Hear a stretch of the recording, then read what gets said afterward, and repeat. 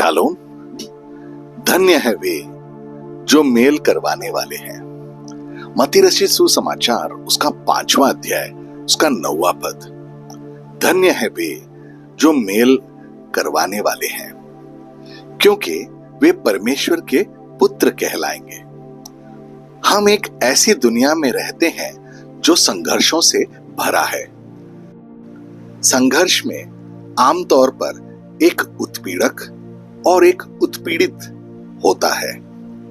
यदि इनका समाधान नहीं होता है तो दुख होता है और यह जीवन भर रह सकता है। परमेश्वर के राज्य में संघर्ष में फंसे लोगों को एक साथ लाने का आशीर्वाद है। तभी संघर्ष को सुलझाना और रिश्तों को बहाल करने का संभव है। प्रत्येक मनुष्य को परमेश्वर के स्वरूप में बनाया गया है। वह इसलिए महत्वपूर्ण है कि वह स्वरूप दूसरों के साथ अनुग्रह और दया से पेश आने में दिखे। वास्तव में मसीह के चेलों को दूसरों से अधिक महत्वपूर्ण नहीं समझना चाहिए। यीशु ने जो निर्देश दिए वे भावी शिष्यों के लिए थे। अगर हम खुद को मसीह का चेला कहते हैं तो हमें सबके साथ शांति से रहना चाहिए। अगर हम यीशु के चेले हैं तो चाहे कोई भी हमसे कितना भी असहमत क्यों ना हो, हमें सभी के साथ सम्मान से पेश आना चाहिए। इस संदर्भ में शांति निर्माता वे हैं जो परमेश्वर की शांति को बढ़ावा देते हैं। यहाँ यीशु हमें सिखाते हैं कि स्वर्ग के राज्य का हिस्सा बनने के लिए हमने किस तरह से आचरण करना चाहिए। यीशु सिखा रहे हैं शांति निर्माता धन्य है, क्योंकि वे परमेश्वर के पुत्र कहलाएंगे। यह शांति इब्रानी शब्द शालोम से ली गई है, जिससे व्यक्तिगत और समुदाय दोनों के लिए पूर्ण या परिपूर्ण शांति के रूप में परिभाषित किया जा सकता है। यीशु उन लोगों को सिखाते हैं जो उन पर अपना विश्वास रखते हैं और सक्रिय रूप से शांति स्थापित करने का प्रयास करते हैं। यह जीने का तरीका है और इस तरह से जीने का इनाम मिलता है। हमें परमेश्वर की संतान कहलाने का शाश्वत इनाम मिलता है। यूहन्ना रचित सुसमाचार उसका 1 अध्याय उसका 12वां पद।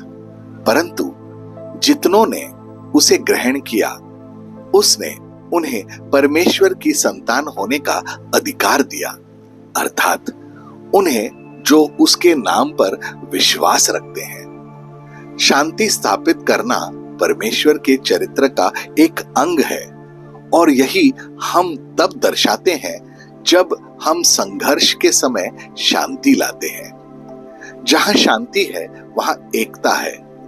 यीशु शांति स्थापित करने वालों को धन्य कहते हैं। शांति स्थापित करने वाले मूल रूप से वे लोग हैं जो यीशु पर विश्वास करते हैं और उनका अनुसरण करते हैं। जो यीशु पर विश्वास करते हैं वे उनकी आज्ञा मानते हैं। जो यीशु की आज्ञा मानते हैं वे उनसे प्रेम करते हैं। वे हैं जो फिर से जन्म लेने का अनुभव से गुजरते हैं। जहां पुराना स्वभाव मर चुका है और अब वे जल और आत्मा से जन्मे हैं। वे अपने आप में मसीह को प्रदर्शित करते रहते हैं। अब वे परमेश्वर के परिवार का हिस्सा हैं।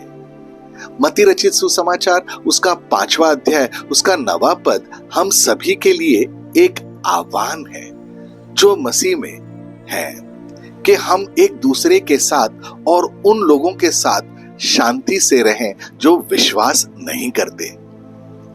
क्या हम स्वर्ग के राज्य के लिए शांति स्थापित करने वाले बनने के लिए आज्ञाकारिता में चल रहे हैं?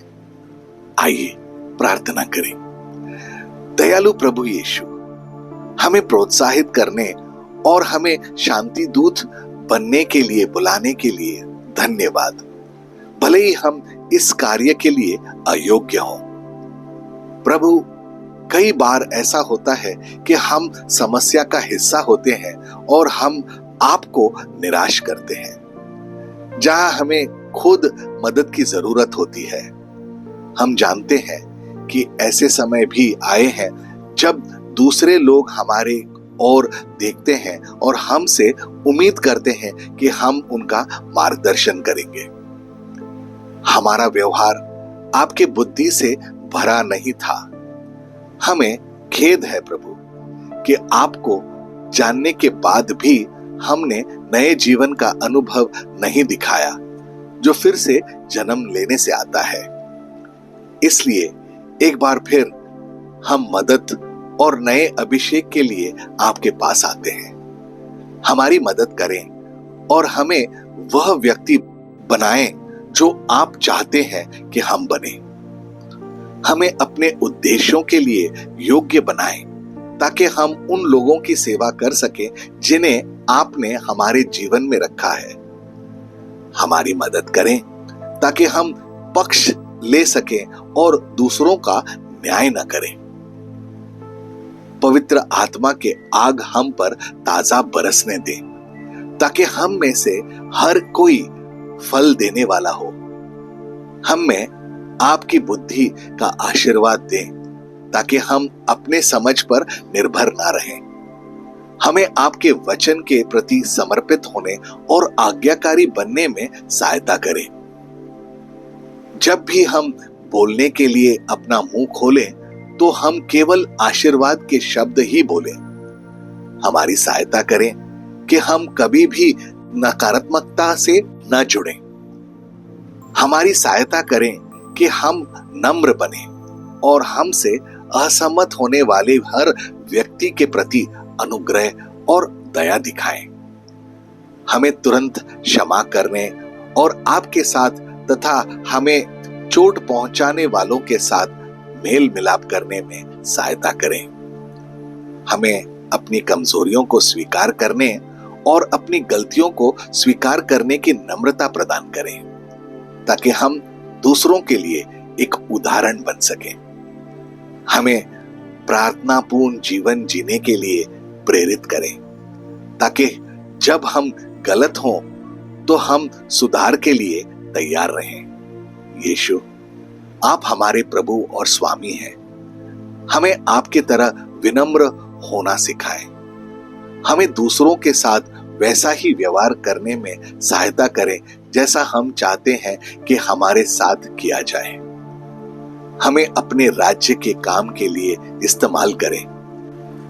जब हम अस्वीकार्यता का सामना करते हैं तो हमें विवेक प्रदान करें। हमें न्यायपूर्ण और निष्पक्ष बनाएं ताकि जब लोग हमारी सलाह से असहमत हों तब भी वे विश्वास करें कि हमने उनके साथ अच्छा व्यवहार किया है।